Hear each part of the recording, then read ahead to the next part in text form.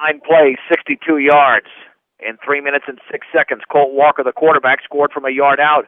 And the Beat Diggers, which at one point had a 25-point lead, now have it down to 11. And plenty of time to go in this game. 8:47 to go, third quarter. Winner of this game will take on the winner of the Aspen-Ken-Denver game, which is in overtime in Aspen. And Max Ayres to kick it off. And watch out for an onside or a squib kick here because Bayfield has been unable to stop the Beat Digger offense. Got to be ready for that now. This will be a short, high kick. Weiser is going to let it bounce to the 25, and it's still in play, and it goes out of bounds at the 21. Well, that was risky there.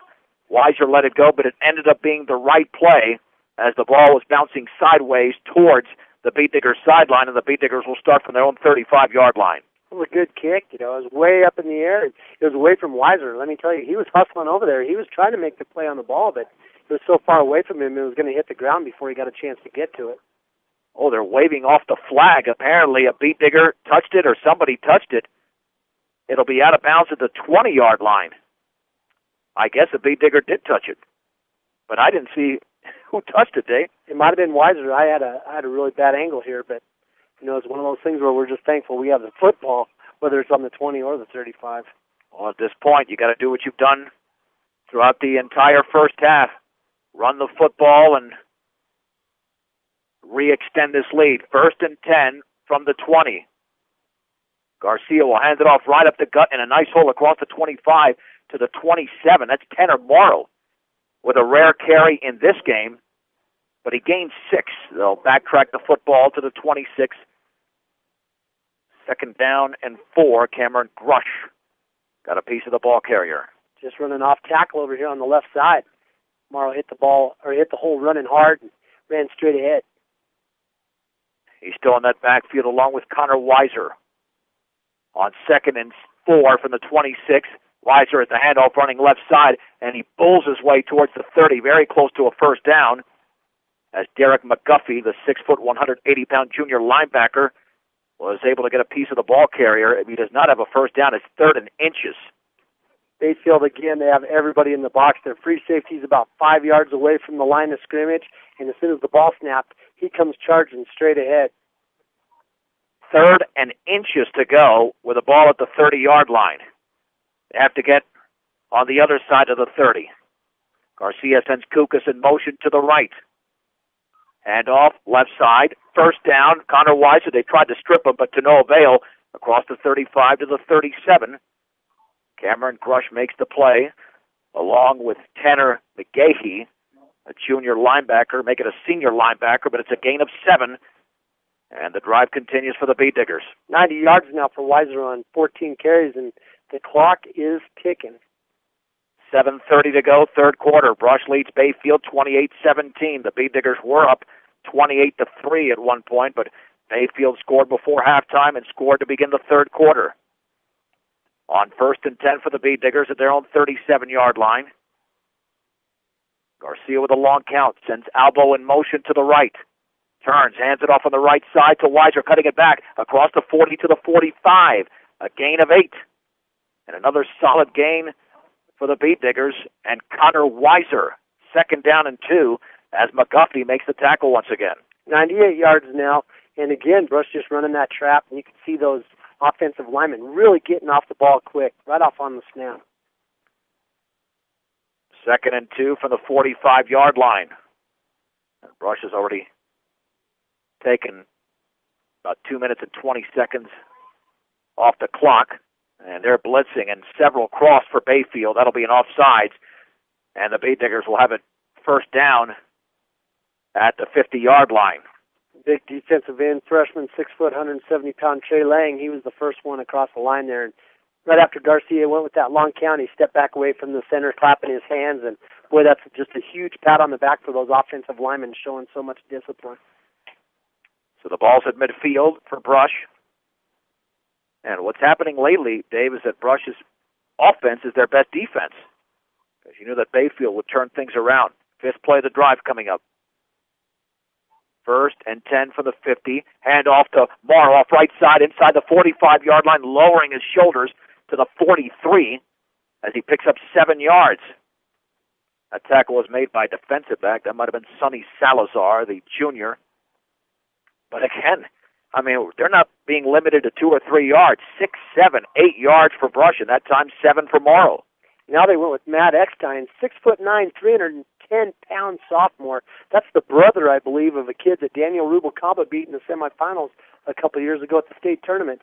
I'm telling you, that guy's a big load up there now, and he's playing right across from Brost.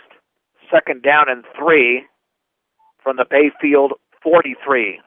Garcia, the handoff to Weiser, stutter steps, and then spins to the 40. In fact, he backed his way to the 40, very close to a first down. Seth Posey got a good piece of Weiser. 3rd down, and a couple of feet to go as the ball's just shy of the 40-yard line. Rush didn't shy away from Eckstein either. They ran right at him, tried to trap him. But he's so big, they couldn't move him out of the way. They had to run around him. Well, Posey's now into the game, so it must have been P.J. Pazel. He's got a similar build that made the tackle. 3rd and inches at the 40, bobbled by Garcia, breaks out of a tackle, and then he lunges his way, I believe, to a first down just on the other side of the 40. Well, what a heads-up play that was by Garcia, holding on to the football. I believe they'll have to measure, though, but from this vantage point, Dave, the ball's on the other side of the 40. That should be a first down for Brush. Yep, and they just marked it off, too. What a great play, like he said, though, by Garcia, because he did. He bobbled it out from underneath. They tried to run a dive over on the right side. It would have been a big first down, I'm sure, because the hole was there. But Garcia did a good job at concentrating on the ball, and you could see him keep his eyes on the ball as he brought it into his belly and turn it upfield for the first down. 1st and 10 for the Beandiggers, just inside the Bayfield 40. Brush leads 28-17 with 4:40 to go in the 3rd quarter from Bayfield. Garcia on the bootleg left, swings it to the outside, stutter steps, cuts it back towards the middle, still on his feet to the 35-yard line, and then he lunges his way to the 33. Eric Garcia, with some nifty running, picks up 5, maybe 6 yards, and do we have a flag because the official is stopping the clock? There is a flag right at the point of the tackle. We had one other digger in there on that play. He was trying to make a block. It'll be interesting to see if this is going to be another face mask or if they're going to call a hold against the diggers. And they're going to be walking in the direction of the end zone. That is a 5-yard face mask, a 6-yard gain by Garcia. The first down for the Beandiggers at the 27-yard line.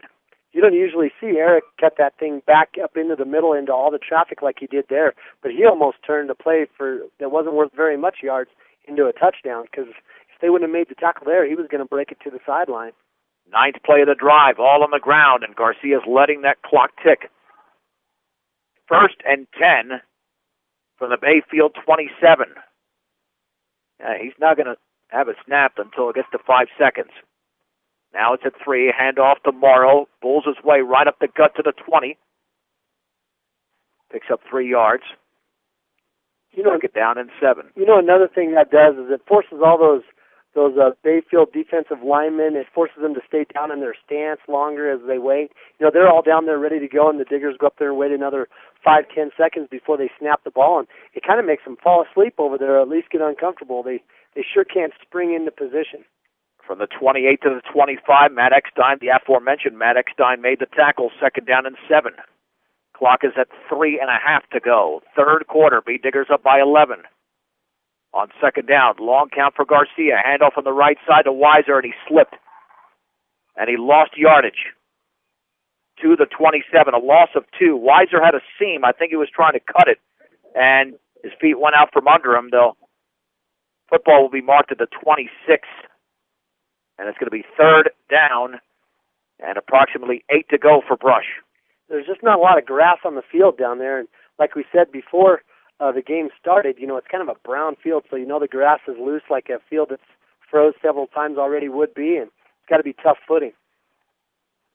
On 3rd and 8 from the 26 of Bayfield, Garcia's going to hand it off to Seawald. He's got a first down to the 15, straight ahead to the 10, and Garcia, check that Seawald, the first down inside the 5 to the 3.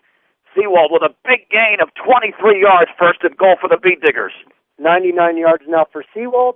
99 yards now for Weiser. Those fullbacks are doing the job. Seawald ran straight ahead. 2 hands on the football. He didn't try to stiff arm anybody. He just tried to control the ball and get it down the field without losing control. That's a backbreaker for Bayfield on a 3rd and 8. Seawald right up the gut. And now you have 3 in the backfield, Seawald, Weiser, and Morrow.